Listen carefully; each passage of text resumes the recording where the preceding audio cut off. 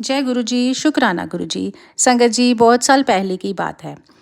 एक अंकल थे, उन्होंने बताया कि उनके घर में हमेशा लड़ाई झगड़े और कलेश का माहौल रहता था।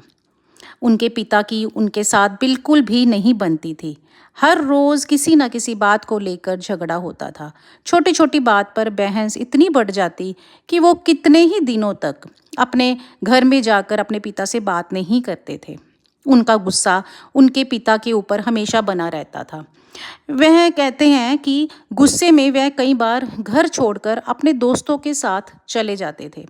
बहुत समय वे अपने दोस्तों के साथ बिताते थे। कितनी कितनी रातों को तो वो घर पे वापस ही नहीं आते थे। उनकी माताजी बहुत परेशान रहती थी। धीरे धीरे उन्होंने शराब पीना शुरू कर दिया। उनके दोस्तों ने उन्हें शराब की लत लगा दी। उनकी माँ अक्सर रोती रहती थी और घर का माहौल बहुत ज़्यादा खराब हो चुका था। एक दिन उनकी माँ किसी पड़ोसी के साथ गुरुजी के सत्संग में गई। जो उनके पड़ोसी थे वो अक्सर गुरुजी के पास जाया करते थे। उन्होंने उन्हें कहा कि मेरे गुरुजी हर कष्ट हर लेते हैं, आप एक बार उनके सत्संग में जाकर अरदास लगाइए तो देखना सब कुछ ठीक कर देंगे। तो वो आंटी भी चली गई। वहाँ से लौटने के बाद उन्होंने घर रोज़ शाम को गुरुजी का सत्संग लगाना शुरू कर दिया। रोज़ वो शब्द सुनना शुरू कर दिया।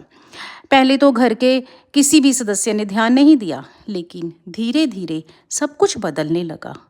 वह जो लड़का था वो एक दिन अपनी माँ के पास आता है और कहता है कि माँ, मुझे भी गुरुजी के दरबार ले चलो।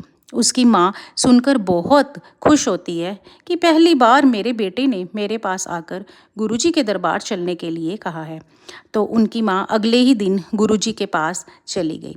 उन्होंने बताया कि वहाँ जाकर उनके बेटे ने कहा कि मैं माँ पहली बार महसूस कर रहा हूँ कि मेरे अंदर कितनी परेशानी और कितना गुस्सा भरा हुआ था। मैं कितने सालों से इतनी परेशानी और गुस्से में जी रहा था। बिना बात के मैं परेशान रहता था।